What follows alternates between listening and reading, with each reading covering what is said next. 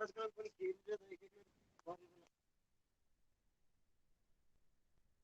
जाते का वो 5 किलोमीटर गण रहा तो क्या रापरा कर देने की बना लेगा मुझे बड़े तुझे बड़े काम लाता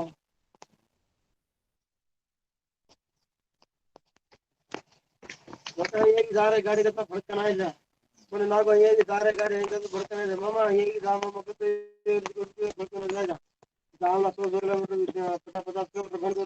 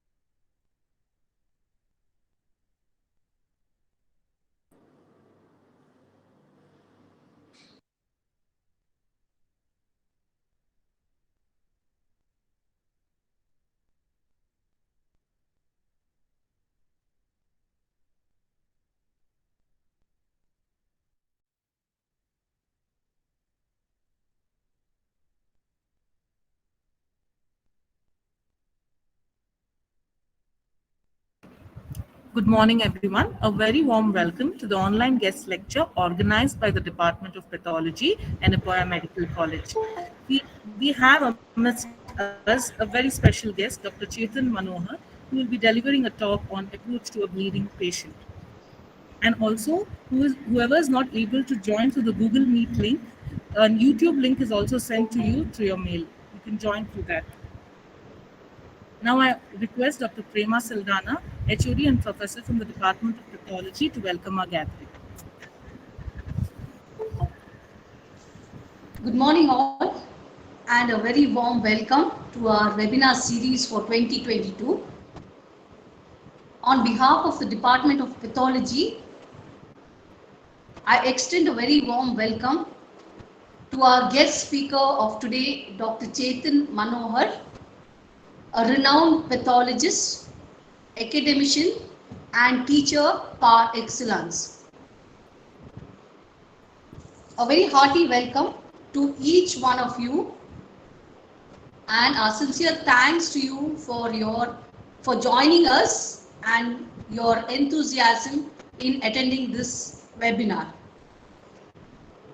I'd like to thank our Chancellor, Mr. Yenapaya Abdullah Kunni, our Vice Chancellor, Dr. M. Vijay Kumar, our Registrar, Dr. Gangadhar Somayaji, and our Principal and Dean, Dr. M.S. Musaba, for their constant support in all our endeavors.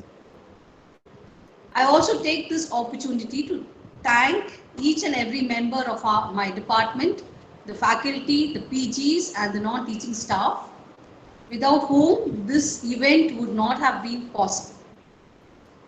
So once again, I welcome all of you to this webinar, and I hope you will have a fruitful session, because I'm sure with what Dr. Chetan has to tell us, we will have a lot to learn from today. So thank you all and welcome.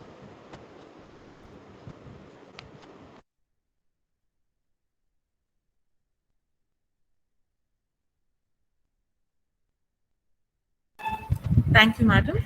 Now I request Dr. Anuradha Calicut Kini Rao to introduce our guest, Dr. Chetan Manohar.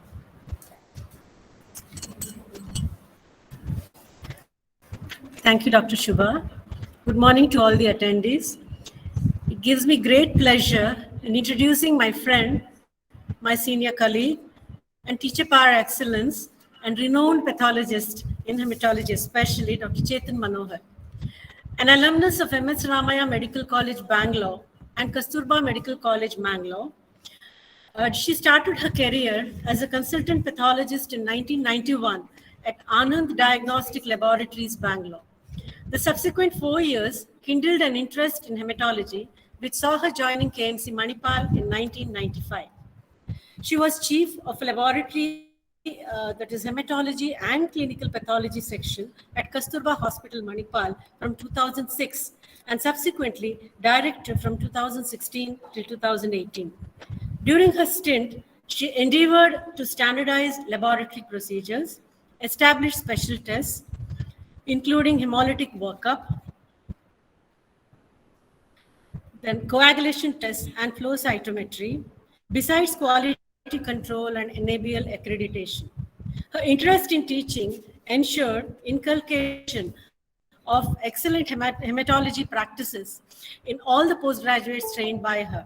She has several journal articles to her credit in both international and national publications, as well as several guest lectures, and has been an invited speaker at CMEs and conferences, nationally as well as at the state level. With this, I again consider it an honor to present my senior colleague, Dr. Chetan Manohar, a doyen in hematopathology. Over to you, Dr. Chetan. Thank you. Thank you, Dr. Anuradha, Dr. Prema. Thanks very much for this opportunity to share my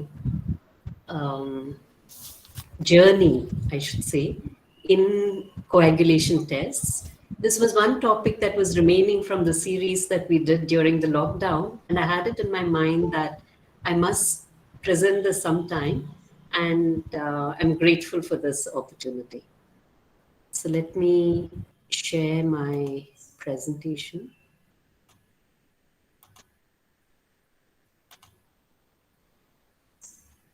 Is it visible?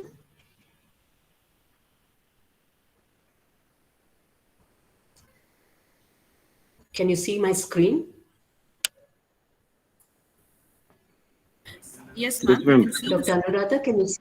You can. Okay. So we're going to look at the approach slide to a view. bleeding patient. Sorry? Yes, ma'am. You can continue. All right. So we're going to look at approach to a bleeding patient today. And the content would be a very brief overview on bleeding disorders.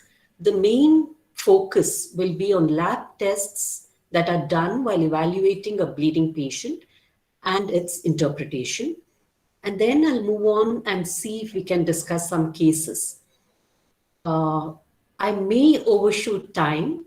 So if anybody needs to leave, you can leave once we start the cases, because that will, there is no continuity after that. Then we're just going to do some cases and then wind up. So how are bleeding disorders classified? Basically, they are divided into primary hemostasis and secondary hemostasis. When we say primary hemostasis, we are looking at the function of platelets, platelet number, and vascular integrity.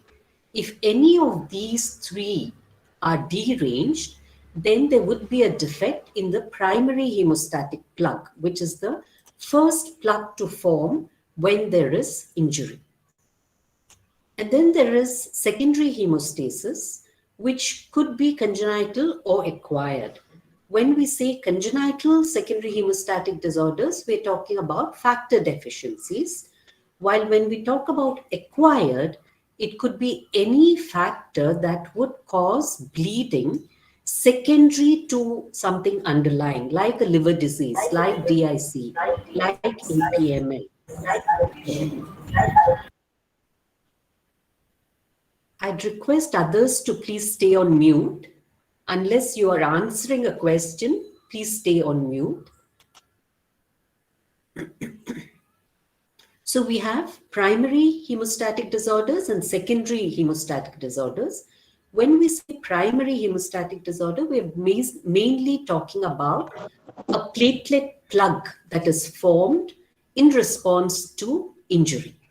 Now, this defect, if there is a defect in the primary hemostasis, then the bleed would be immediate and it would be superficial, mucocutaneous bleeds, petechial hemorrhages, epistaxis, etc. So those are clues to tell us that we are dealing with a primary hemostatic defect. While if it is a secondary hemostatic defect and the clotting pathway, the coagulation pathway is defective, then it is a delayed bleed because a primary platelet plug is formed. So the immediate defect has been plugged, but it cannot sustain the plug. And therefore, if the clot is not formed, then that wound would start bleeding a few hours after the initial injury, and they generally deep bleeds. They may be bleed into the joints, or they may bleed into the muscle, or it could be an intracranial bleed or a GI bleed.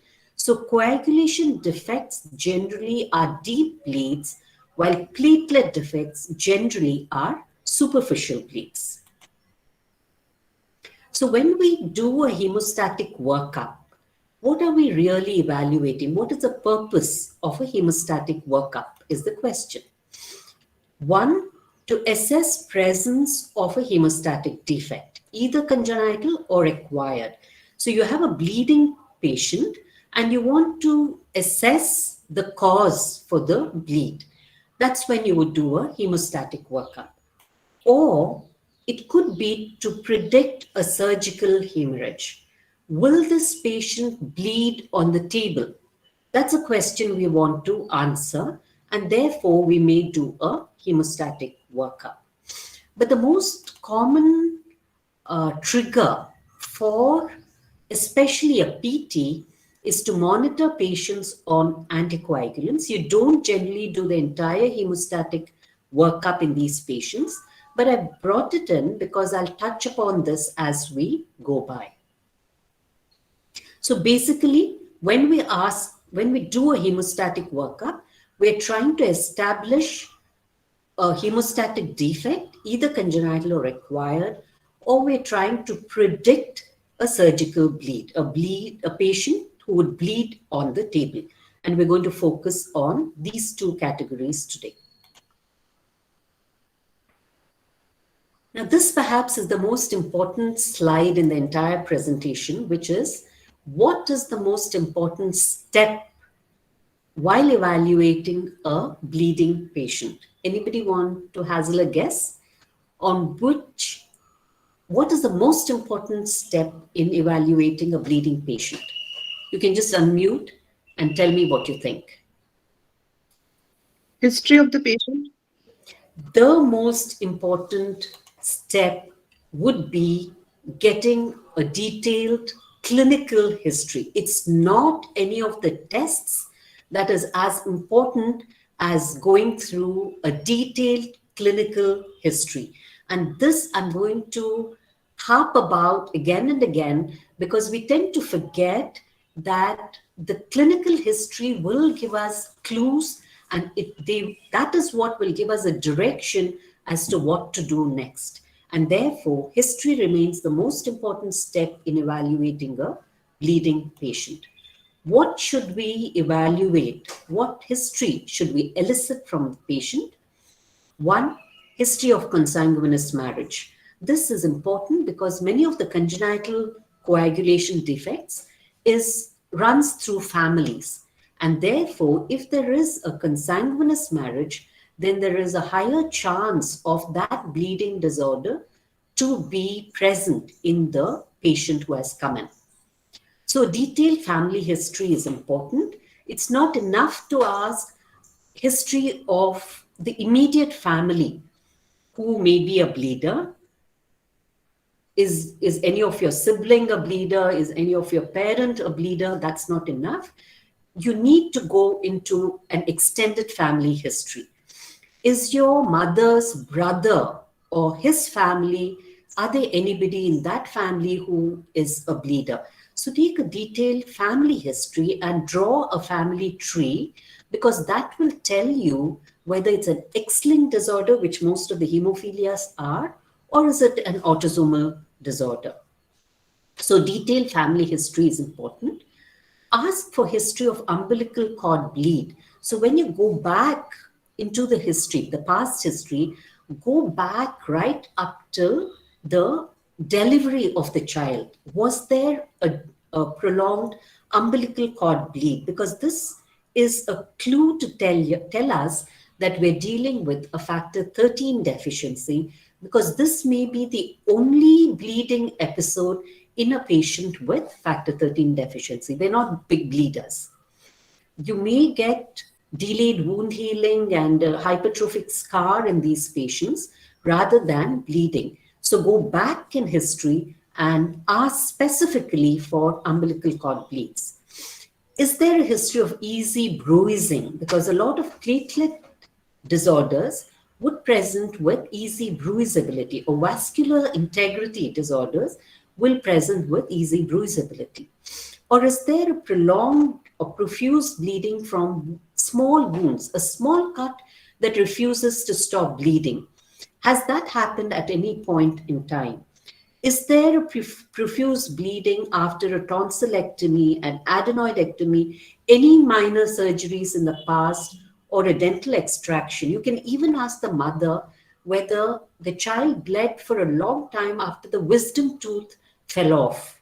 Now, these need to be asked specifically, because unless you ask for it, the parent may not tell you that, yes, there was a bleed when the milk teeth fell, or when there was a dental extraction, or when there was a minor cut or a minor surgery that the child went through.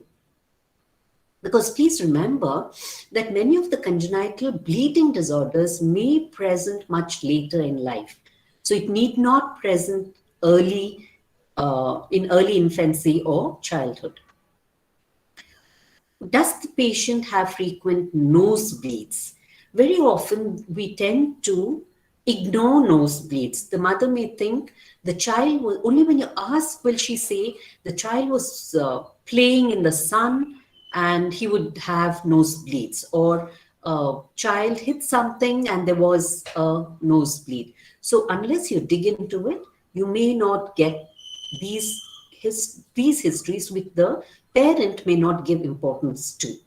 A detailed menstrual history if the child is a lady.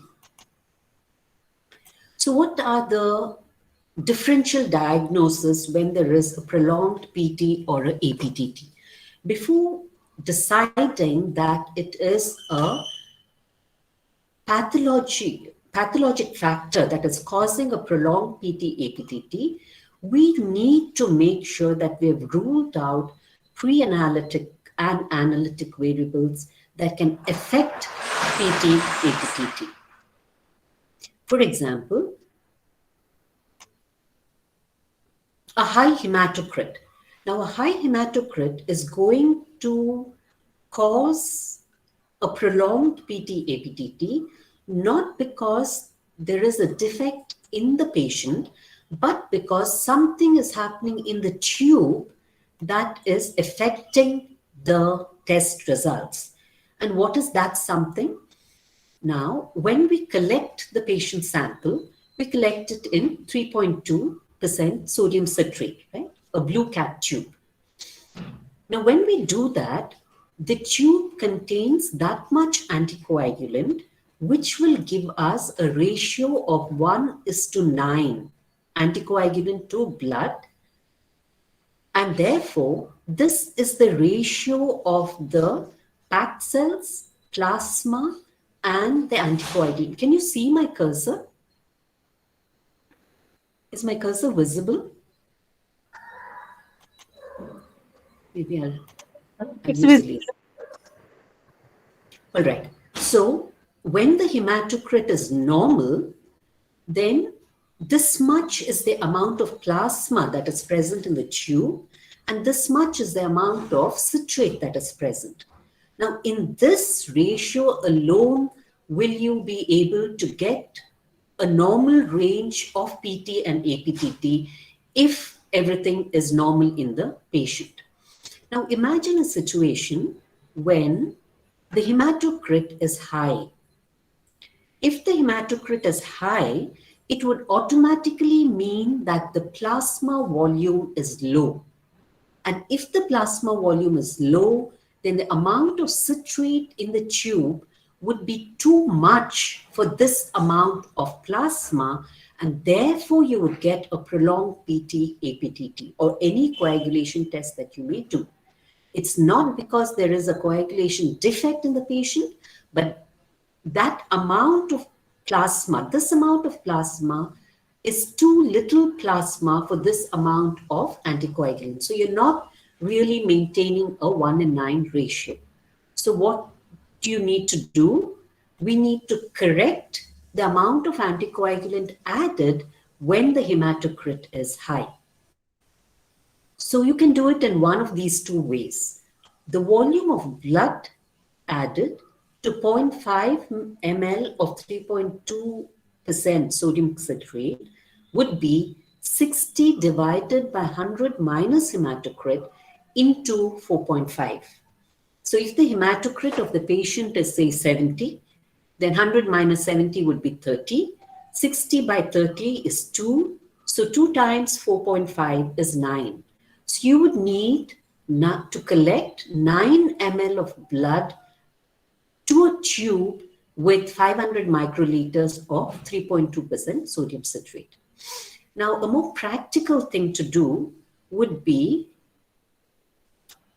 to take 3 ml of blood and calculate the amount of anticoagulant that you want to add to this 3 ml of blood.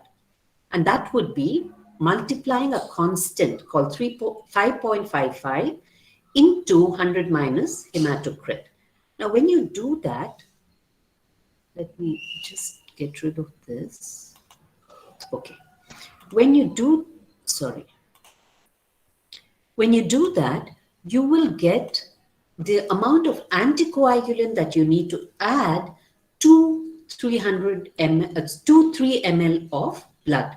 Now that is more practical to do, and therefore you can use this formula to calculate the amount of citrate that you need to add in the tube for 3 ml of blood. And when you do that, you are correcting that high hematocrit factor. Okay? All right. The second factor that interferes, that used to interfere, is a lipemic sample, because the fibrin clot is going to form within this plasma that you have taken. Now, if the plasma is already turbid, as would be if it is lipemic, it would theoretically interfere with your PT-APTT, because the machine, the older machines, would not be able to see the fibrin that is formed in a turbid plasma. So the plasma needed to be clear for the machine to detect a fibrin clot that is formed. But the present day instruments see through the lipemia, because it reads the test, the fibrin that is formed, at a different wavelength when the sample is lipemic. So in today's machines, lipemia does not really play a big role in interfering with PT-APTT, but it's always good to know that it may sometimes cause interference in the reading, and therefore if you get an abnormal result with a lipemic sample, then it makes sense to repeat it the next day on a fasting sample. That would decrease the lipemia to some extent, and you may be able to get a value if your machine is not able to detect the fibrin clot in a lipemic sample. But generally, in today's instruments, it overrules the lipemia and reads it in a different wavelength, and it does not really cause much trouble. Okay, so there is high hematocrit and lipemic samples that may interfere with the test results. The third important factor that plays a big role in the test results is how you collect the sample. It needs to be a clean venipuncture, because when we do a venipuncture, we are traumatizing the vessel, and that would activate the clotting pathway. So it needs to be clean, atraumatic, and also with minimum tourniquet application. As soon as your needle is in the vein and the blood starts flowing into your tube, release the tourniquet, because when the tourniquet is tight and it's in place for the entire time for it to fill the tube, you have activated the coagulation pathway even before you have taken the sample to the lab. So clean venipuncture, minimum tourniquet application. Once you've collected the tube, gentle mix by turning or inverting the tube 5 to 6 times. No more, no less than 6 times. And please make sure that you don't shake the tube. When mix it that way, which is a habit in some labs, you are going to activate a lot of clotting factors. So it needs to be gentle inversion 6 times, and then put the tube on the rack. All these play a big role when it comes to coagulation testing. Time between sample collection and assay. This also plays a role. The time between testing and sample collection needs to be minimum. Preferably, everything should be done within 1 hour of sample collection.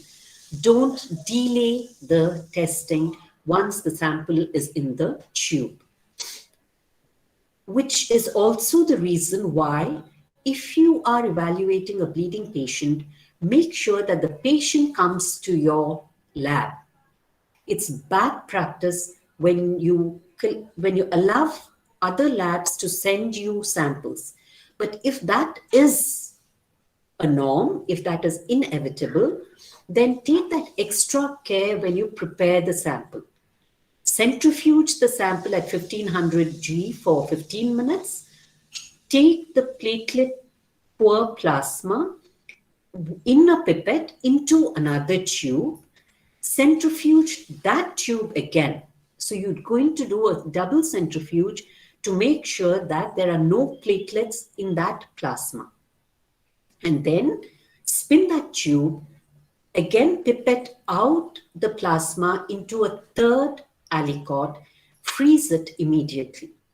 Make sure that you don't decant from the second tube, because when you decant, you're likely to put in platelets into your sample. So pipette out the plasma into a third aliquot, and that aliquot needs to be frozen immediately and sent in an ice pack to the lab. And even when all the circus is done, make sure that it reaches the lab within 4 hours of collection. So those are the precautions that need to be taken when a coagulation test is done. But it's never a bad idea to tell the patient, go to such and such a lab and do the testing, because it does make a difference. What are the analytical variables? Heparin. Heparin either being given to the patient or heparin contamination. Either the sister may have collected the sample from an indwelling catheter, a cannula, or heparin contamination sometime along the line will definitely affect lab results. After we have ruled out all these, can we decide that it is a hemostatic abnormality that is responsible for the prolonged PT or APTT? All right. So that takes us to the hemostatic pathway itself. What do I mean by a primary hemostasis? It's the first platelet plug that is formed soon after injury. What happens? There's a breach in the endothelium, and the subendothelial surface, which is negatively charged, is exposed. Von Willebrand factor sits on this negative surface, forms a bridge on which the platelets adhere to the von Willebrand factor.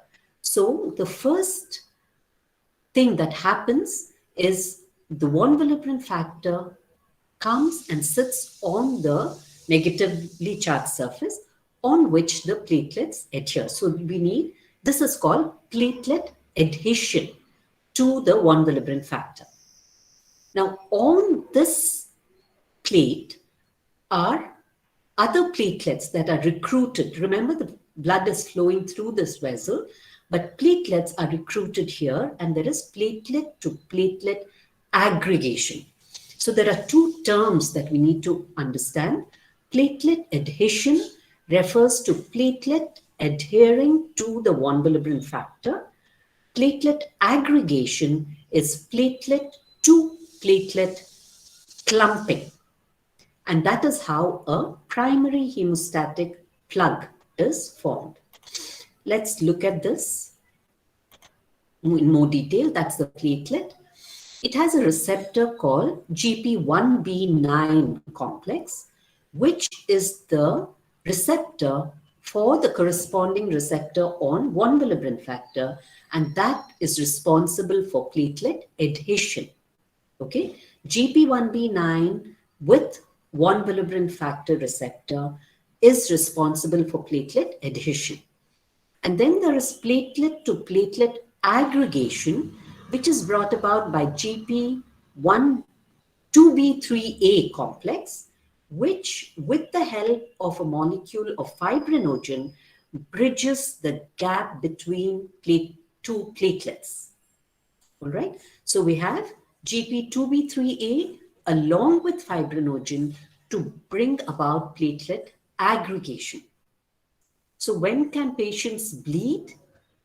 If the von Willebrand factor itself is absent, then there is no platelet adhesion and the primary platelet plug is not formed. If there is a GP1B9 deficiency, as in Bernard-Solier syndrome, there is no adhesion because the platelets cannot adhere to the von Willebrand factor, and therefore a weak primary hemostatic plug formed, and that is why patients with Bernard-Solier syndrome bleed. Or if there's a defect in 2B3A, as happens in Glanzmann's thrombasthenia, then there is platelet adhesion, but it cannot build up on it. There is no platelet aggregation, and therefore there is a weak platelet plug formed, and therefore the patient may bleed. Also remember that if fibrinogen is deficient or absent or not functioning properly, so if there is because a platelet aggregate is not formed when there is a defect in fibrinogen. So these are the reasons why you can get a poor platelet plug, apart from platelet granules being defective. So gray platelet syndrome is one such which we need to remember, which is deficiency of alpha granules. And remember, the alpha granules are most abundant in the platelets. So if there is alpha granule deficiency, then the platelets look very gray because the granules are deficient. And that is a condition called gray platelet syndrome, which can be picked up when you do a morphologic examination of the platelets. So these are the defects that we need to remember.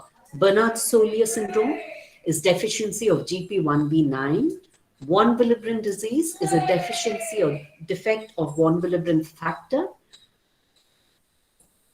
Glanzmann's thrombasthenia is deficiency of GP2B3A, and fibrinogen deficiency or defect can all cause a weak primary hemostatic plug. Okay, so what are the tests for primary hemostasis? Bleeding time.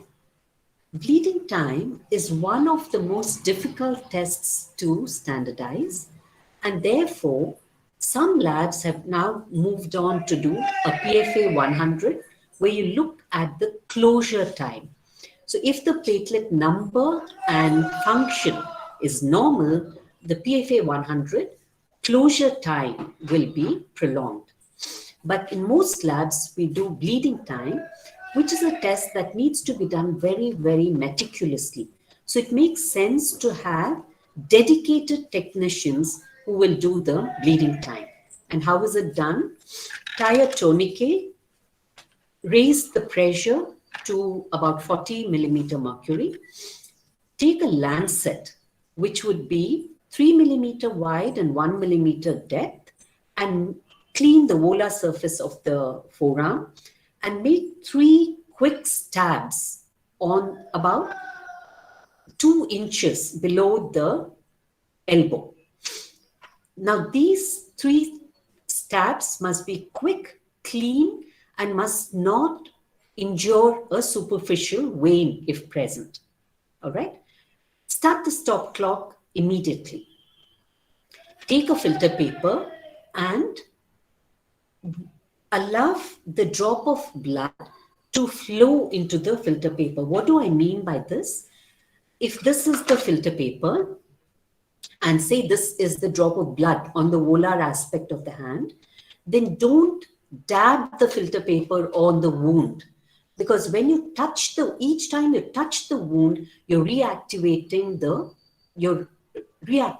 wound, and your bleeding time the bleeding will not stop. Instead, allow the drop of blood to collect on the wound, and with the edge of the filter paper, just allow the drop of blood to flow onto the filter paper. So do that very carefully without touching the wound.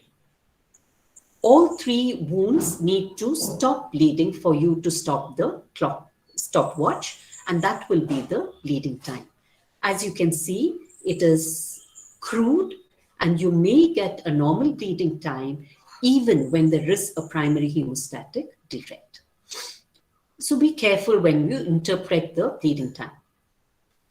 Platelet count, always done when you have to evaluate primary hemostasis. Direct smear for platelet aggregates. Now, this is important. Generally, we do a smear with EDTA sample, which will have platelets all dispersed. So one of the things that we must include in our panel of tests for hemostasis is a direct smear. That means make a finger prick smear and make a smear from that finger prick sample, because that sample, if normal, must show platelet aggregates. As soon as you make a finger prick, platelets are activated, and if the platelets are normal, then they will aggregate, and those aggregates will be visible in the direct smear that you prepare.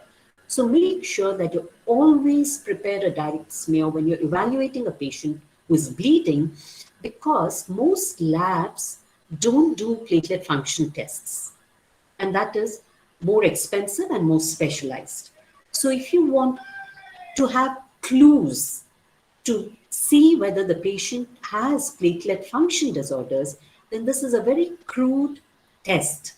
Just look at the direct smear, look for platelet aggregates, and also gives you a chance to look at the platelet morphology. Are the platelets normal in morphology? Are they giant platelets? Are they very pale looking platelets? All of these will give us clues to tell us that we may be dealing with a primary hemostatic defect. So don't skip these tests. The fourth test that is necessary to be done is a clot retraction. What is clot retraction? Collect blood in a red cap tube, allow it to clot, and know the volume of blood that you have collected. Say you've collected 4 ml of blood in a red cap tube, collect it, allow it to clot, and leave it at 37 degrees centigrade overnight. Okay? End of 24 hours, look at the tube and measure the amount of serum that has extruded out. Normally, if the platelet count, platelet function, and fibrinogen are all normal, then the clot would retract and exude out 50% of it as serum. Just one moment.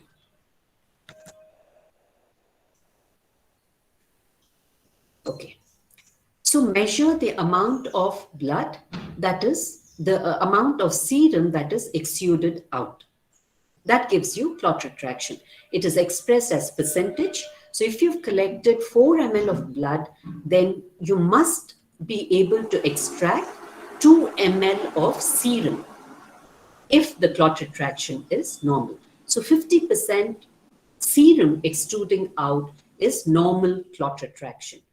If your clot retraction is poor and you are able to remove only, say, 10% of serum, then that is poor clot retraction, which may be a problem with the platelet count, a problem with platelet aggregation, or a fibrinogen deficiency or dysfunction. So remember, clot retraction must be part of your hemostatic screen. Platelet function tests is a specialized test that are done in specialized hemostatic labs. You do assess platelet function with different agonists, ADP, epinephrine, all the agonists that are added, ristocetin, and you look for platelet function, if normal or abnormal, and von Willebrand assay, because we know that von Willebrand factor is necessary for primary hemostasis. Okay, so these are the 6 tests that are done to assess primary hemostasis: bleeding time, platelet count, direct smear for platelet aggregates, clot retraction, platelet function tests, and von Willebrand assay. Which takes us to secondary hemostasis. Now, we all clot itself, the coagulation pathway, when activated, are all happening simultaneously on this negatively charged surface. Okay, does not happen in this kind of a cascade as we originally understood it. So why have I put this up when we know that it's not the way it happens? I'm putting this up because understanding these three pathways helps us understand what is happening in the tube. Okay, in the test tube, when we're doing our tests, it happens in a certain way, and understanding of this cascade helps us understand what's happening in vitro in the tubes. This is not how it happens in vivo. Now, with that background, let's look at the cascade. There is the extrinsic pathway, there's the intrinsic pathway, and there is a common pathway. What is present in the intrinsic pathway? Tissue factor or thromboplastin, factor 7, activated factor 7, phospholipid, and calcium. What is the test for the extrinsic pathway? It is the prothrombin time. So when we do prothrombin time, we are assessing the integrity of extrinsic pathway. How do we do that? We add tissue factor, phospholipid, and calcium into the tube. If factor 7 is present and if it is normal, then PT will be normal. So all that PT measures is factor 7. Is factor 7 activated? If yes, then it would activate the common pathway and a clot would form. Okay, so that's about the extrinsic pathway. What do we have in the intrinsic pathway? The intrinsic pathway, the so-called intrinsic pathway, is triggered by a surface activator. The surface activator in vivo is the negatively charged surface. In the tube, you need to add either kaolin or silica or elastoic acid, which will act as the surface activator. If present, then factor 12 is activated to factor 12A, which along with prekallikrein and high molecular weight kininogen activates 11 to 11A, which in turn would activate 9 to 9A along with cofactor 8A, calcium, and phospholipid. Okay, so what do we have in the intrinsic pathway? Factor 12, factor 11, skip 10 that comes in the common pathway, 9 and 8. And the test that tests the integrity of the intrinsic pathway is APTT, or activated partial thromboplastin time.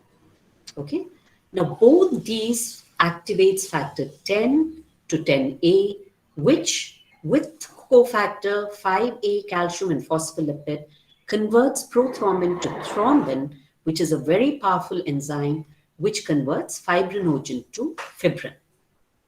The test for fibrinogen is thrombin time. All that you need to do is add thrombin. If fibrinogen is normal, you will convert that to fibrin, and all machines, the clock, the timer in the machine stops as soon as fibrin clot is formed. Okay, as soon as the plasma turns hazy, as soon as fibrin clot is formed, the timer stops. So all our tests in the lab measures the fibrin clot. As soon as a fibrin clot is formed, the timer stops. Now, the reason why this is important to know is because there is another step that happens after the fibrin clot is formed, which is called polymer cross-linking. For a stable clot to form, these fibrin threads that are formed need to cross-link and form a stable clot. Now, that is brought about by factor 13, activated factor 13, along with calcium. So there is no test in the lab which is clot-based that measures factor 13. And therefore, your screening hemostatic tests must include a factor 13 screen. And I'll talk about it in a bit. All right. So extrinsic pathway is tested by prothrombin time, it tests the integrity of factor 7 alone. APTT tests the intrinsic pathway, which has 12, 11, 9, and 8, along with calcium and phospholipid. TT tests fibrinogen. Clear so far? So that is the base on which we are going to build up. So tests for secondary hemostasis are PT for extrinsic pathway, which is factor 7, APTT for intrinsic pathway, factor 8, 9, 11, and 12, TT for fibrinogen. And then the all-important factor 13 screen. Now, how is this done? Remember, factor 13 is needed for the fibrin clot to stabilize. So if there is no factor 13, then a weak fibrin clot is formed. There is no cross-linking, and that weak fibrin clot dissolves in 5 molar urea or 2% acetic acid. Okay, so all you have to do is make a clot, add thrombin to the plasma, let the clot form, add 5 ml of 5 molar urea or 2% acetic acid, and leave it at 37 degrees centigrade for 12 hours. If factor 13 is present in the patient plasma, then the clot will remain at the end of 12 hours. If the clot has dissolved, it means there is factor 13 deficiency. So it's a very simple test, must be included in the hemostatic screen. You will always put up a normal plasma as your control, where the clot will remain after 12 hours of incubation with urea or acetic acid. If you want a positive control, you can use an EDTA sample. The calcium in the EDTA sample is completely lost, and we know that calcium is necessary for factor 13 activity. So that tube which you put up with the EDTA sample will have a clot that is dissolved at the end of 12 hours. So that will be your positive control, an optional tube to be put up. Okay, so factor 13 activity needs to be tested separately. Please remember that patients with factor 13 deficiency will have all your clot-based tests normal. So all clot-based tests normal, but the patient is a bleeder, could be a factor 13 deficiency. So don't forget to include that in your screening panel. All right, let's quickly look at what's happening in the tube. PT, like we said, is a test for the extrinsic pathway, which has thromboplastin, phospholipid, which needs thromboplastin, phospholipid, and calcium. So this is what you will have in the reagent. The PT reagent contains recombinant thromboplastin or thromboplastin of any source and calcium. You add that to the tube. If factor 7 is present, it will get activated and the PT will be normal. Clear? What about APTT? APTT tests all these factors, 12, 11, 9, and 8. So the reagent should contain a contact activator, phospholipid, and calcium. So this generally is a two-step procedure because you need to incubate the patient plasma with the contact activator and phospholipid. So the reagent contains a contact activator and phospholipid. Incubate the reagent with the patient plasma for the time that is specified in your pack insert. Either it may be 3 minutes or 5 minutes. So make sure that you incubate the patient plasma with the reagent for the time that is specified in your pack insert. Don't compromise on this. If the pack insert says 5 minutes, then make sure that you put in an algorithm into your machine that incubates the patient plasma with the contact activator for 5 minutes.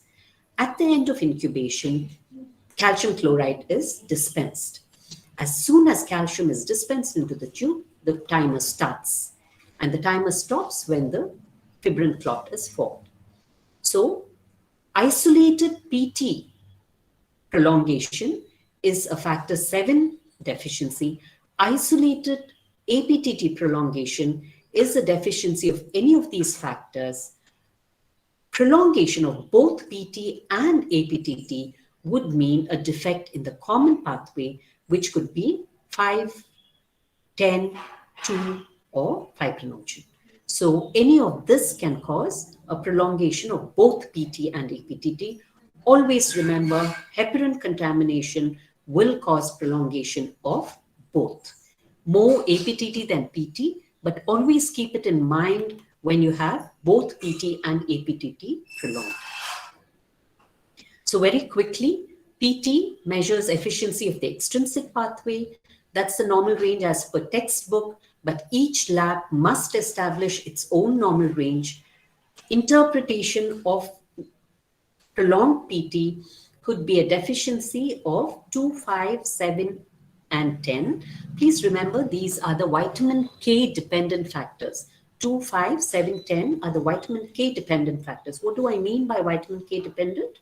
These are factors that need a terminal gamma carboxylation of its amino acid residue for it to be activated. So if there is vitamin K deficiency, that gamma carboxylation does not take place. And if it does not take place, there is accumulation of what is called as PIVKA, or protein induced by vitamin K absence or antagonist. So all patients on oral anticoagulants, for example, which are vitamin K antagonists, cause a prolonged PT because the gamma carboxylation of these factors does not happen. So a deficiency of isolated prolongation of PT would mean a deficiency of factor 7, but if both PT and APTT are prolonged, it's because of deficiency of these factors as well. So patients on oral anticoagulants, liver disease, DIC, or these factor deficiencies will cause a prolonged PT.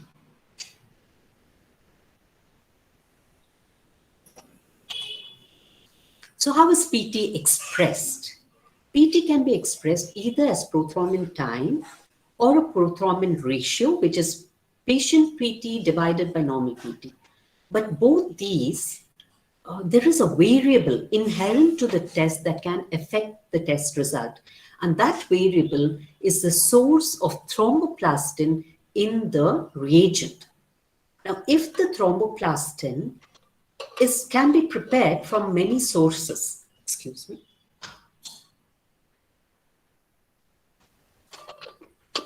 So if the thromboplastin is prepared from, say, human brain, rabbit brain, placenta, they can all be of different quality of thromboplastin.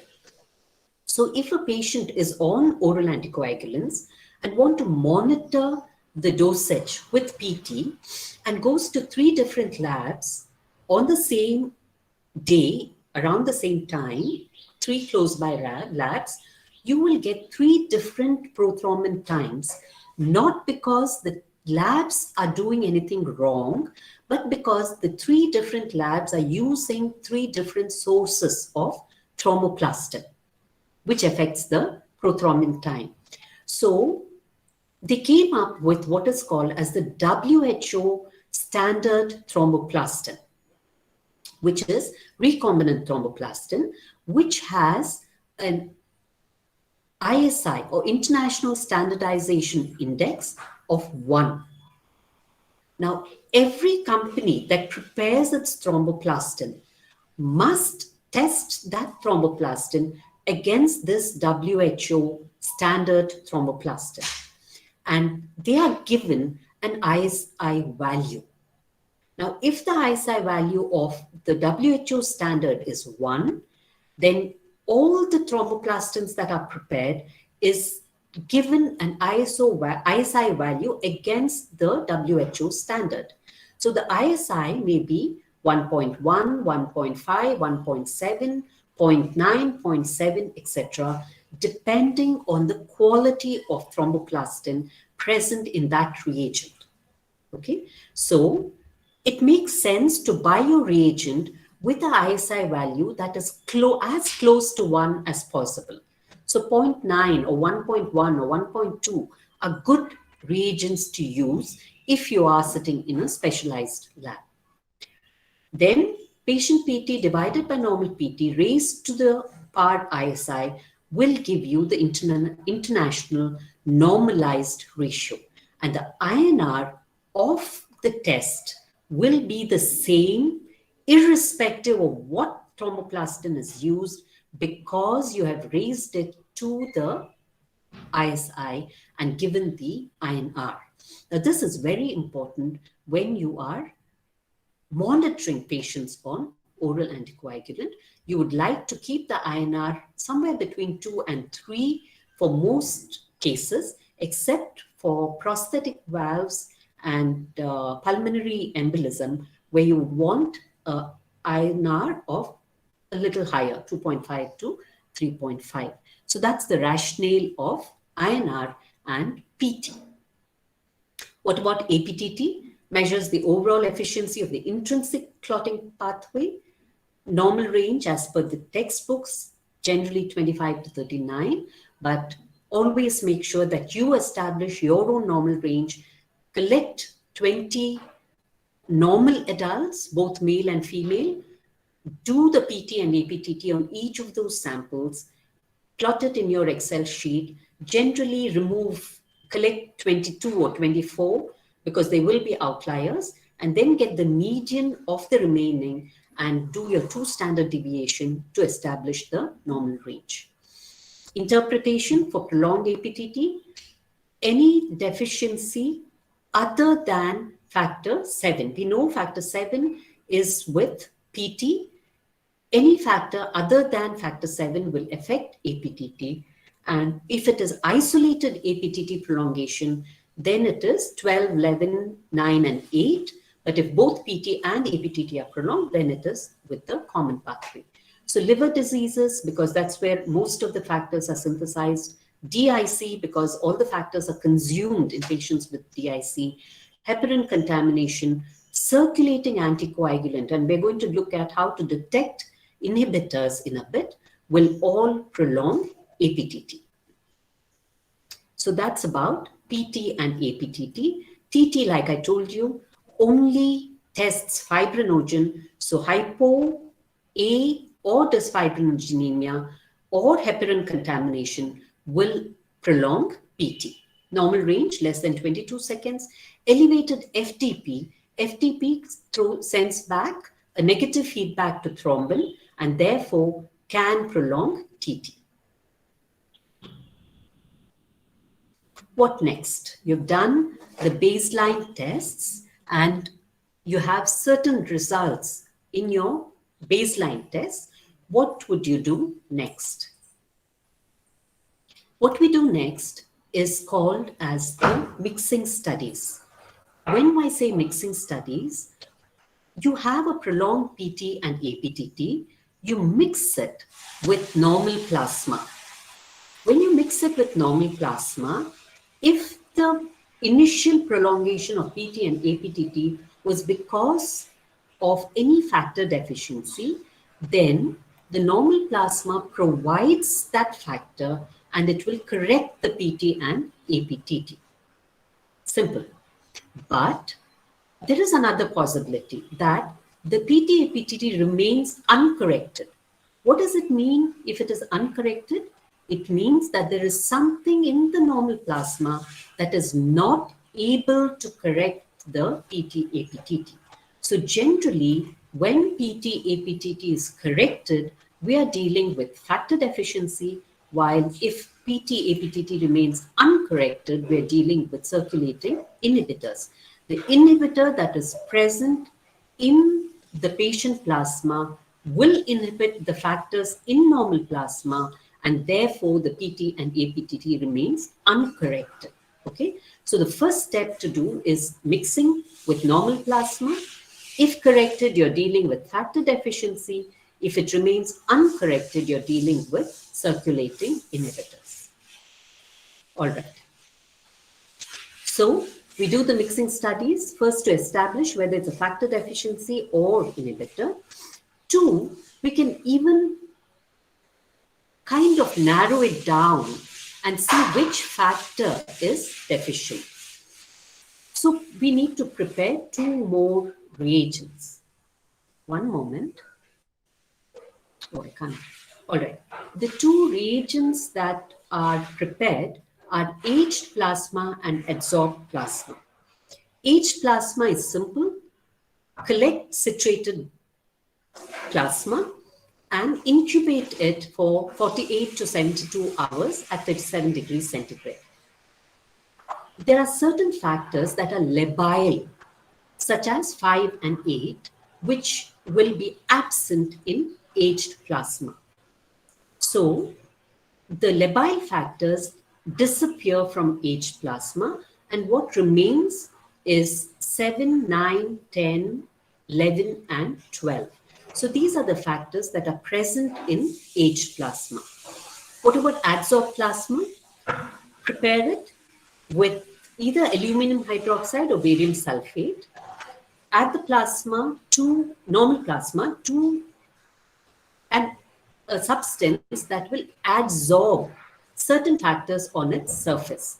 So the factors that get adsorbed onto barium sulfate and aluminum hydroxide are 7, 9, and 10. Basically, the vitamin K deficient factors 2, 7, 9, and 10 get adsorbed onto the barium sulfate, and those factors are absent in adsorbed plasma. What is present in adsorbed plasma? 1, 5, 8, 11, and 12. Okay, good to remember that both 11 and 12 are present in aged plasma and adsorbed plasma. Okay, so what happens? You do a mixing study with normal plasma. If it's factor deficiency, it gets corrected with normal plasma. Then do 1:1 aged plasma, 1:1 dilution of adsorbed plasma. If both get corrected, then you're dealing with either factor 12 or factor 11 deficiency. Remember, factor 12 deficiency patients are not bleeders. They are clotters. Why? Because factor 12 is necessary for the fibrinolytic pathway. So if factor 12 is deficient, the fibrinolysis is affected and clot remains. So they're clotters rather than bleeders. So if you have it getting corrected with both aged plasma and adsorbed plasma, then you're very likely that you're dealing with factor 11 deficiency. Okay, very, very crude ways of narrowing it down. So let's see. What does hemostatic screen compose of?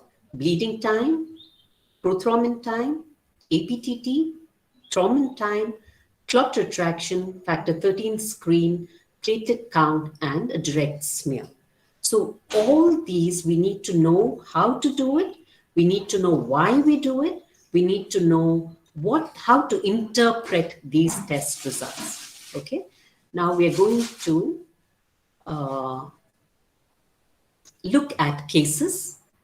Which is the most common bleeding disorder?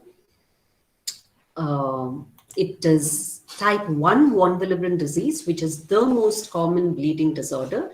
And we need to pick it up, which means we need to have very sensitive tests that's going to pick up mild factor, von Willebrand factor deficiency. But please remember that von Willebrand disease is the most common bleeding disorder.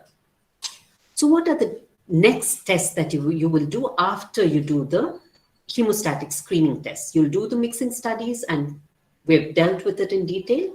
You'll do the factor assay. If in the mixing studies, you decide that it is factor 8 or factor 9 deficiency, then you will do the respective factor assay. You will do the inhibitor screen, and I'll talk about it. Factor von Willebrand factor assay, platelet function tests, and fibrinogen assay. These tests will complete the hemostatic tests. Pre-op screen. Now, a very quick word on pre-op screen. How are we doing on time? Okay, we have touched 1 hour. So I'll do the pre-op screen and move to cases, after which any of you can leave if you wish. So traditionally, pre-op screen was bleeding time, clotting time, prothrombin time. Yes, all of us as interns, my generation at least, only did these 3 tests, and for a very long time this continued, that you would do a BT, CT, PT for pre-op screen. Why PT? What is special about PT that you do it in pre-op screen? Even traditionally it was done as a pre-op screen.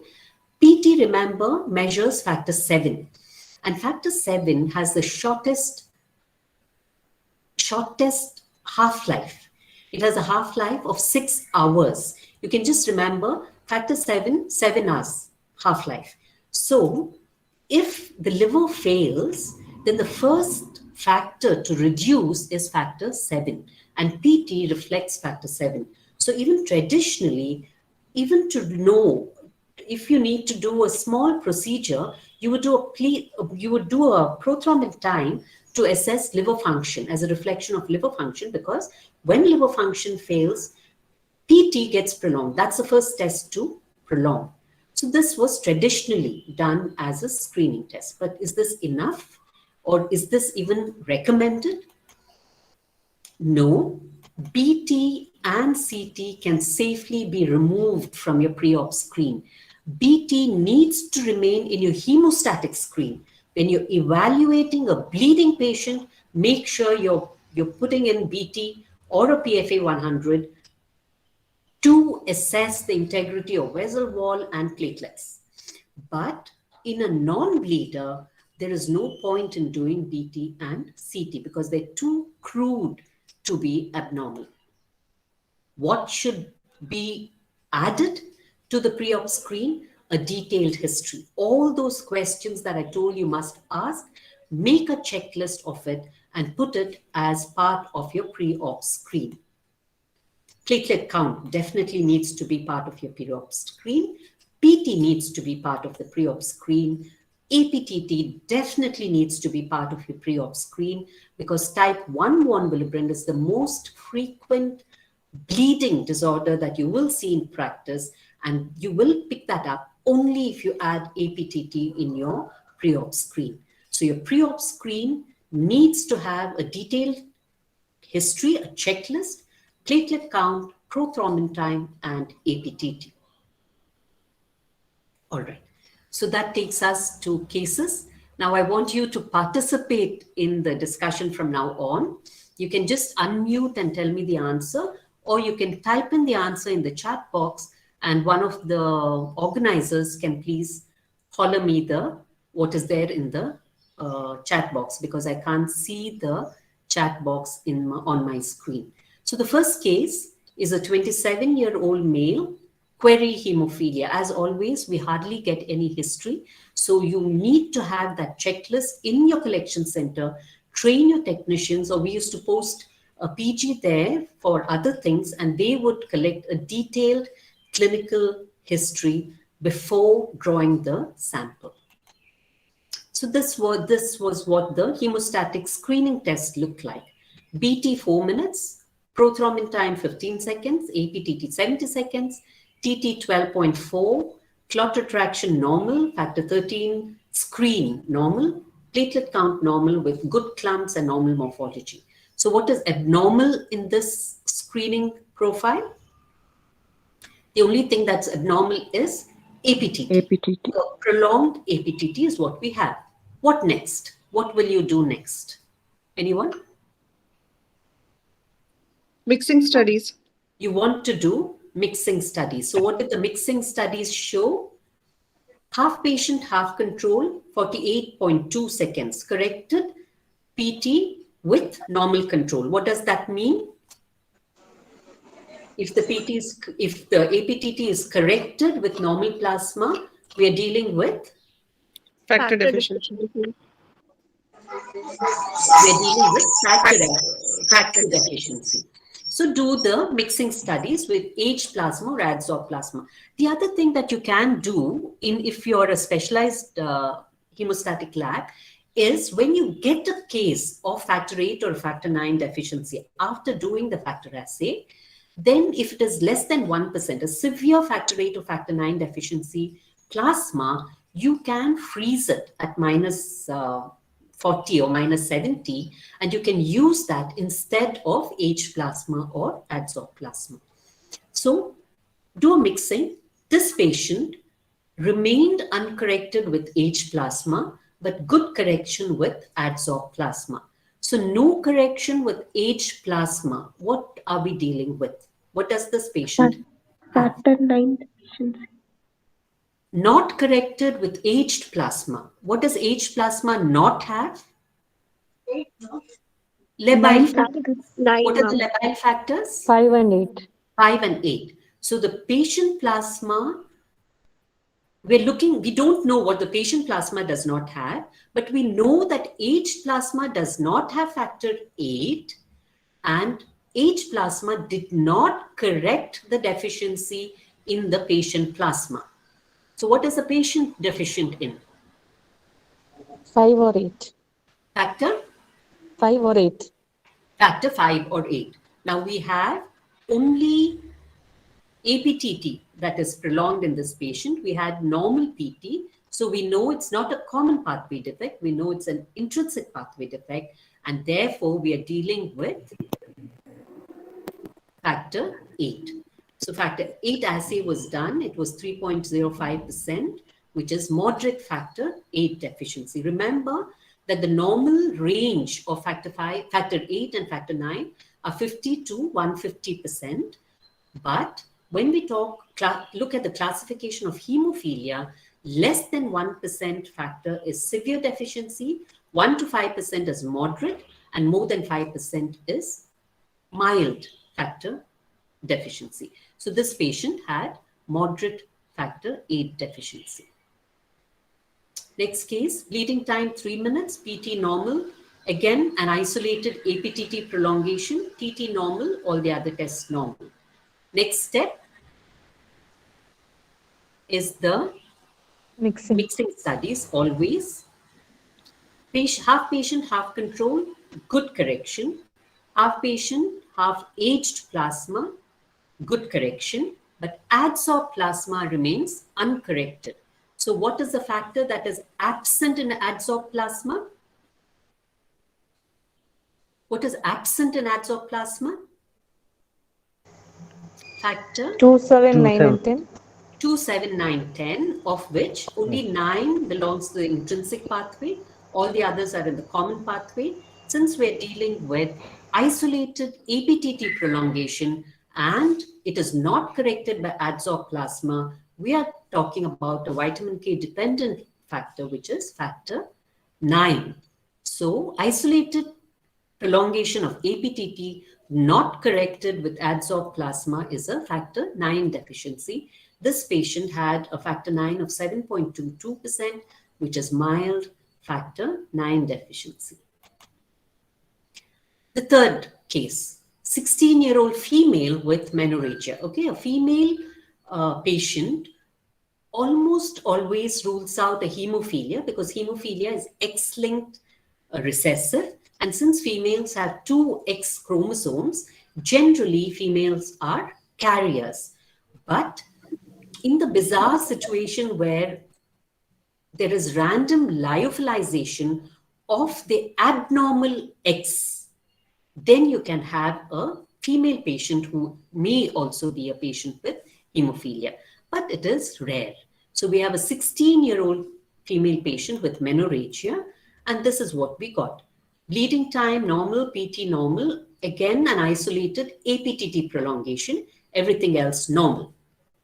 What next? As always, mixing studies. What has happened? Half patient, half control, corrected. Half patient aged, corrected. Half patient adsorb, corrected. So corrected by all our reagents. Possibilities? 11, 12. 11 and 12, because we know 11 and 12 are present in both aged plasma and adsorbed plasma. Okay, and like I told you, patients with factor 12 deficiency are clotters and not bleeders, And so you can safely say that you're suggesting a factor 11 deficiency. Now, this patient was very clever. When we took a family history, they denied a family history of bleeding. But after we did all the tests and told her, the mother and daughter had come and we told her that she has factor 11 deficiency, they very sheepishly said that the father is a known diagnosed case of factor 11. So you need to be careful that the history you elicit is reliable. Sometimes they intentionally withhold history. They're literally testing us. So then they said that the father also is a patient of factor 11 deficiency. And this patient was sent for a factor 11 assay. So fourth case is a 1-year-old child, a male child, with prolonged bleeding time, 12 minutes, PT normal, APTT of 56.9, which is prolonged, PT normal, normal clot retraction, normal factor 13, slightly increased platelet count with good platelet counts, almost normal platelet count for age, mildly increased if at all, with platelet clumps. So what are the possibilities?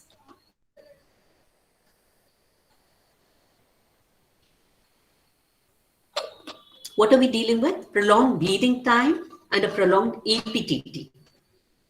So what could it be? Von Willebrand. Possibility of von Willebrand needs to be considered because you have a prolonged bleeding time. So we did the mixing studies first. Half patient, half control corrected. Half patient aged plasma not corrected. Exoplasma corrected. So why was it not corrected with aged plasma? Does anybody want to explain this to me? We are suspecting von Willebrand disease and von Willebrand factor deficiency, but what we're seeing in the mixing studies is no correction with aged plasma. Why did this happen? Anyone? Von Willebrand factor binds with factor 8. Yes. So So if von Willebrand factor is absent, Then factor 8 reduces. that's factor why 8, it will not bind to that, and that's why because of it will get uncorrected with aged plasma.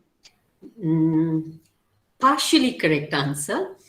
Aged plasma we know is deficient in factor 8, and if it does not get corrected with aged plasma, we know that the patient plasma has factor 8 deficiency. Okay. Now the question is, why do we get factor 8 deficiency in patients with von Willebrand disease? The answer is what was told correctly. Factor 8 Needs is to be bound activated. to von Willebrand factor. The stability of factor 8 depends on normal von Willebrand factor. Only when it is bound to von Willebrand factor is the factor 8 stable. If there is von Willebrand factor deficiency, even if factor 8 is synthesized normally, which is in von Willebrand patients with von Willebrand disease, it is not stable and it deteriorates very quickly.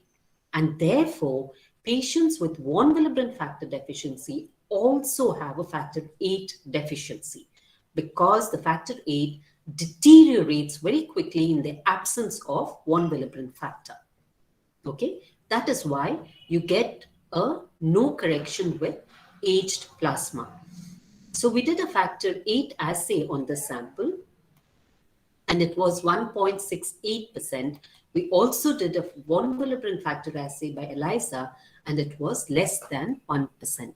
So please remember that patients with von Willebrand factor will have a prolonged APTT because of factor 8 degradation and therefore deficiency of factor 8. And you must always do both factor 8 and von Willebrand assay in patients with von Willebrand disease. All right, so we did Restorative aggregation as well in this patient. This is the control which is showing good aggregates, and this is the patient which is showing almost no aggregation with Restorative. So no aggregation with Ristocetin could be von Willebrand disease, but it can also be, remember, Burnett-Solier disease. How will you differentiate the two? Repeat the aggregation after incubating the patient plasma with normal plasma. If it is von Willebrand factor deficiency, then the normal plasma will supply it, and therefore you will get aggregation after mixing with normal plasma. While in Burnett-Solier, the Ristocetin aggregation will remain flat. So that's how you interpret Ristocetin aggregation. So this was a patient with von Willebrand disease. The next cases, we'll just run through them. 30-year-old male with shoulder rigidity, bleeding time normal, PT prolonged, 83 seconds, APTT 31 seconds, TT normal, all the other tests normal with good aggregates. So what do? Mixing studies for PT, you can see that the prolonged PT is corrected with normal control, corrected with age plasma, not corrected with adsorb plasma. So you have a factor 7 deficiency, which you already suspected because it was isolated factor 7 deficiency with normal isolated prolongation of PT with normal APTT. So you suggest a factor 7 deficiency, and we sent for factor 7 assay. Just for completion, because it's not complete without discussing the other variables, 32-year-old male, epistaxis since childhood, mild bleeds, no family history of bleeding, very, very mild bleeding history. But when we tested, a significant prolongation of APTT, prolongation of PT and APTT, other tests normal. Did the mixing studies, half patient, half control, not corrected, half patient age plasma, not corrected, half patient adsorb plasma, not corrected. Now, when you get values like this, when you're not sure, is it corrected, not corrected, make sure that you calculate and see whether there is 50% correction. What do I mean by 50% correction? The patient's APTT was 83.6, right? Now, suppose I've not mentioned the normal APTT in this, but suppose the control APTT is, I'm going to take, say, 33, all right? 83.6 minus 33 is 50.6. 50.6 divided by 2 is 25.3. So 25.3 is my cutoff. Now I have a value of 57.6. 57.6 minus 33, which is the normal APT, the control APTT, will give me a value of 24.6. 24.6 is less than the 50% cutoff of 25.3. So anything less than your 50% cutoff means not corrected. So don't compromise after that. You're not going to say, oh, it's only 1 minute less or so many seconds less. Anything less than your cutoff means no correction. So this means no correction, and you're seeing that there is no correction with the other reagents as well. So what are we dealing with? No correction with normal plasma means? Anyone? Inhibitors. Inhibitors. So do the inhibitor screen. Study. How do you do the inhibitor screen? Normal plasma, you have to put up 3 tubes. One has normal plasma, the other has test plasma. The third tube has normal plasma plus aged plasma, incubated at 37 degrees for 1 hour. At the end of 1 hour, run this tube, but also mix at the end of 1 hour. Just mix normal plasma and test plasma and run it immediately. So that is your non-incubated sample. So immediate mix, also not corrected. Naturally, the incubated mix will not be corrected. Why do you need to do this? Because sometimes you will get correction with an immediate mix. You mix normal plasma and test plasma and run the APTT, you will see correction, and you may think that you are dealing with a factor deficiency and get derailed. So before you get derailed, make sure you mix normal plasma and test plasma, incubate it at 37 degrees for 1 hour, run that sample at the end of 1 hour. Only when that is corrected are you going to decide that it is factor deficiency, because there are some inhibitors that don't inhibit the normal plasma immediately. But when you incubate it for an hour and then do the test, then you will get a prolonged or an uncorrected APTT, which means there are circulating time-dependent inhibitors in your patient sample. So this patient had immediate inhibitors in the sample. You generally need to do an inhibitor screen and then investigate for, say, APLA, SLE, etc., to decide on why this patient has a prolonged PT-APTT. I think that's the second last case. 75-year-old female bleeding from injection site. So a baby, 2.5-month-old baby, bleeding, intramuscular bleeds from injection sites.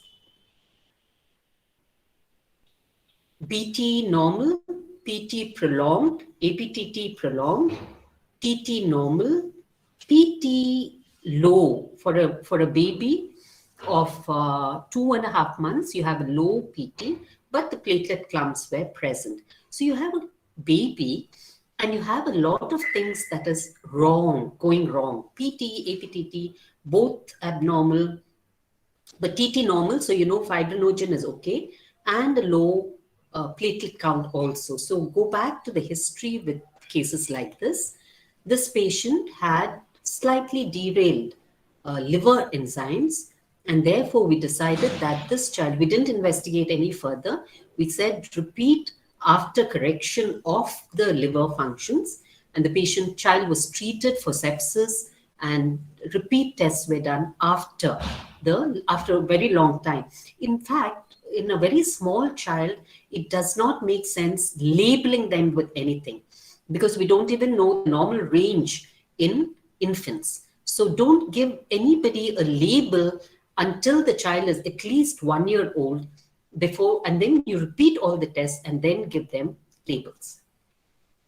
Last test, 14-year-old female, bleeding disorder since birth. A female child bleeding since birth, spontaneous intracerebral bleed, so severe bleed, a serious bleed. Brother is also a bleeder. What do you think? Something that is affecting a lot of things. So you have the hemostatic screen showed almost everything abnormal. BT prolonged, PT prolonged, APT, none of the tests would clot. PT more than 120, APT more than 120, TT more than 120, clot retraction less than 10%. Bleeding time more than 15 minutes. What are we dealing with? Platelet count normal with few clumps. But there were small, not well-formed clumps. What are we dealing with? Fibrinogen deficiency. Sorry? Somebody said the right answer. Can you say it loud? Fibrinogen deficiency. Fibrinogen deficiency, because that is the test that will give you everything abnormal. So half patient, half control, corrected, age plasma not corrected, adsorb plasma corrected. We know that 1, 5, 8 not present in age plasma, so it remains not corrected. We didn't do the entire mix for PT, but normal plasma corrected PT. And then we did the fibrinogen assay, which was less than 10 milligrams per DL. So that was fibrinogen assay. So I'm sorry, I'm really exceeded time. Very quickly, carry home messages. Most important screening test is a detailed history. Absence of spontaneous bleed does not rule out a coagulation bleeding disorder. So make sure that you take a very detailed history and know that it can still be a congenital bleeding disorder in the absence of spontaneous bleeding. Not all congenital bleeding disorders present in childhood. Pre-op screen is not a good predictor of a surgical hemorrhage. A detailed history, a detailed checklist is a must as part of your pre-op screen.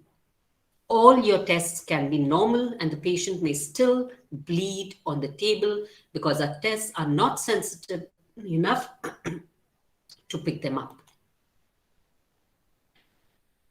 I would always pursue an abnormal APTT. Don't brush anything under the carpet, especially when there is no obvious cause for the PT-APTT. You've ruled out pre-analytic variables, you've collected the sample correctly, there is no liver disease, patient is not on warfarin or heparin, you have an abnormal PT-APTT, make sure you pursue it. Never order for specific tests without doing the entire panel of screening tests. The clinician may decide this patient has hemophilia and ask for a factor 8 or factor 9 assay. Don't do it because you can get terribly derailed when you do the specific tests without doing the screening tests. Tell your clinician, I will do the factor assay if indicated by my screening tests. I will do the screening tests first and do them first. Always be very meticulous when you're evaluating bleeders. I've heard there are clinicians in the audience. This is for them. Please discuss with the lab people if certain values don't fit in. You can't explain an abnormal PT or APTT or any screening test that is there in your patient. Discuss with your counterparts in the lab and see what they're thinking of. Please don't trash lab reports because lab errors are not common in today's day and age.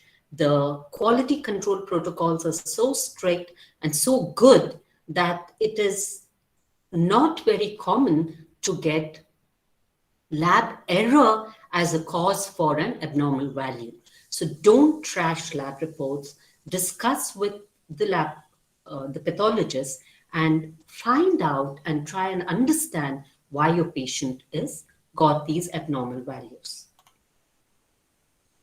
So this is the beautiful lab that I owe so much to for all my learning that has happened here and for all these wonderful people. That's Mr. Srinivas, who heads the technicians now and who's brilliant with the coagulation tests. And a lot of these people who are part of the hemostatic screening, and we depend on them completely to give us reliable results. Thank you. Thank you so much, madam, for such an insightful talk and simplifying beautifully the approach to a patient with bleeding disorders. The forum is now open for questions. You can type in your questions in the chat box. Ma'am, I have two queries. Yes. Hello? Yes. Yeah. If the hematocrit is high, we will be knowing this once we analyze that, like after we get the report. So that means whenever we have a high hematocrit, we have to do a repeat collection. That's right. Now, most often we don't know. You can suspect it. And how do you suspect it? When you spin your sample, your PT sample, your plasma will be very less. So when you do that itself, you will know. And most patients have a CBC as well. So you can spin that sample if you wish. To know the exact hematocrit, you need the CBC EDTA tube by which you will determine the hematocrit. But you can suspect it by even looking at the plasma volume in your citrate tube. And then, yes, you have to redo the entire collection with the correct amount of citrate. There's no point doing the tests on a sample with a high hematocrit. Okay, thank you, ma'am. Ma'am, one more query. How will we know that the venipuncture was traumatic? One of the point which you mentioned was like during analysis, like if the venipuncture was traumatic. So how will we know that? This you have to rely on your technicians. That is why we had dedicated staff dedicated to collection of patients who come for hemostatic screen. So if the sample was collected badly, then they would tell us, be careful when you interpret the results. Or they would tell, we'll do it a little later, tell the patient to sit, ask another technician to collect the sample. So the sample collection has to be perfect if you want to get any reliable results for hemostatic screening. There's no point doing the testing if your sample collection is not okay. Okay, or is it, ma'am, if there is some discoloration of the skin after collection, then also we can know that? You can, but you need to have, most of the time, your technicians themselves will tell you, because they are conscious of the importance of sample collection in a patient with a hemostatic screen. Excuse me, ma'am. Yeah. Can I ask a question? Yes, please. Ma'am, sometimes when we get requests for mixing studies, the patient's APTT will be just hardly couple of seconds more than the accepted upper range.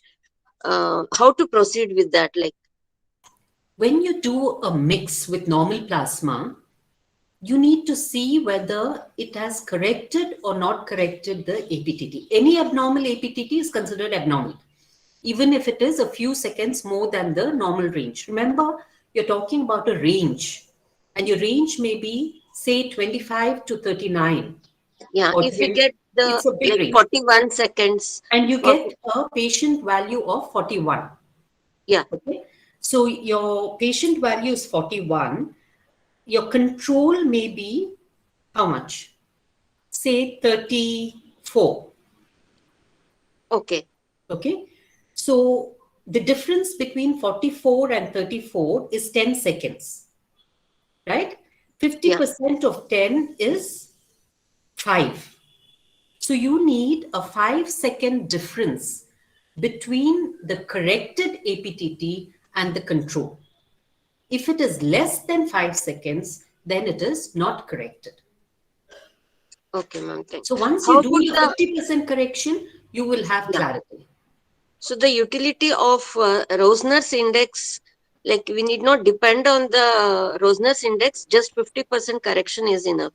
Yes. Okay, ma'am. Thank you, ma'am. Thanks a lot. Ma'am, you have a question in the chat box. How to identify factors deficiency, congenital or acquired, especially with liver diseases? Can you repeat the question? Or let me see it. How to How to identify factor identify factors deficiency? deficiency, congenital or acquired, especially with liver diseases? Liver disease is not difficult to decide. Just do a LFT. If it is deranged and you have both PT and APTT prolonged, if you have many things happening, then it is something systemic. Early liver disease, only PT may be prolonged. It's later that APTT also gets prolonged. But generally, both PT and APTT is prolonged in liver diseases. And don't decide on a congenital factor deficiency if your LFT is deranged, because it's more likely to be a liver dysfunction causing an abnormal bleeding rather than a congenital defect. And multiple congenital factor deficiencies you don't come across. You come across usually a single factor deficiency. Ma'am, is there anything called like borderline correction in the mixing studies? No. No.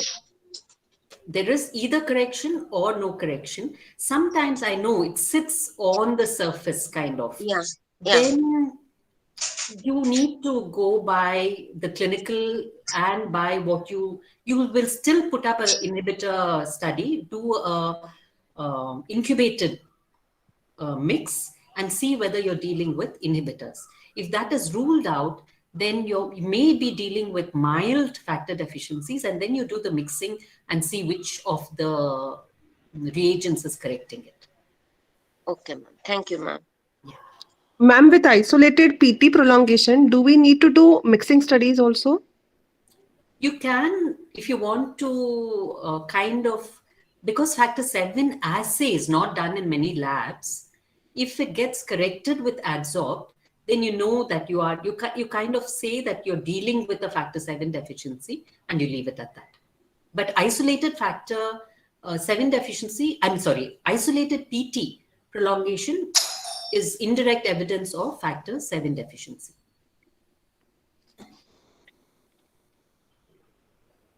Ma'am, you have a request in the chat box. If you could explain the Restorative Aggregation test once more. Okay. Now, when we do the platelet aggregation tests, you prepare platelet-rich plasma. That means you slow spin the sample, and also you must have a control. So slow spin a patient and control sample and prepare a platelet-rich plasma. To that platelet-rich plasma, you add the agonists. The commonly used agonists are ADP, epinephrine, collagen, and Restorative. Okay.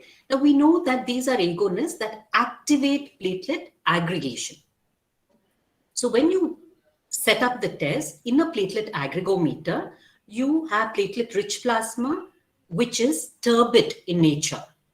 Okay, if you've seen platelet-rich plasma, it is a turbid suspension.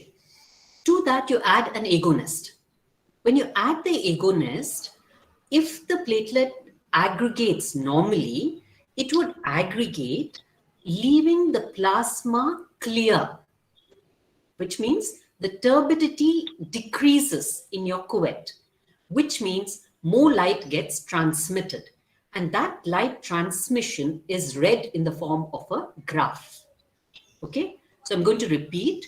You add the agonist, the turbidity in the platelet-rich plasma would decrease if the platelets aggregate normally.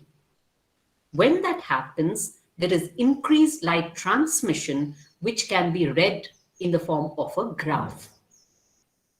While if the agonist does not cause aggregation, the sample would remain turbid and there is no difference in the optical density. That's how you do that. That's a principle of platelet aggregation. So when you add Restorative, if von Willebrand factor is normal and if GP1B9 is normal, then platelets would aggregate.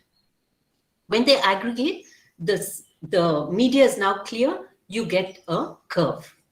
If von Willebrand factor is absent or the patient has Bernard-Soulier, which is absence of 1B9, then you will get a flat wave, which means there is no aggregation happening and no change in the optical density. I don't know if that has explained it to you. Have you understood? Ma'am, there's one more question for you. Yes. How to standardize the aged and adsorbed plasma? Is it commercially available? No, these are reagents that you prepare in the lab. How do I know if my aged plasma and adsorbed plasma are working? You prepare the aged plasma, that is, take normal pooled plasma, incubate it at 37 degrees for 48 to 72 hours. At the end of it, do the PT of that plasma, which you think has aged over time. That means the labile factors have degraded in that plasma. When you do that, you must get a PT of more than 90 seconds. Then you know that your plasma has aged. You can then freeze that plasma at -40 or -70 preferably, and in multiple aliquots, and keep using one alicot at a time. Same with adsorbed plasma. Use aluminum hydroxide or barium sulfate, adsorb the plasma. This here you just incubate it at 37 for 3 minutes. At the end of 3 minutes, spin. You expect those factors to get adsorbed. That means they're sticking to the surface of the molecules. And then you collect the supernatant plasma, do the PT. It should be more than 6 seconds. Then you know that your adsorbed plasma is okay. And you can use that as factor 9 deficient plasma. Is it possible that one patient may have both factor 8 and factor 9 deficiency?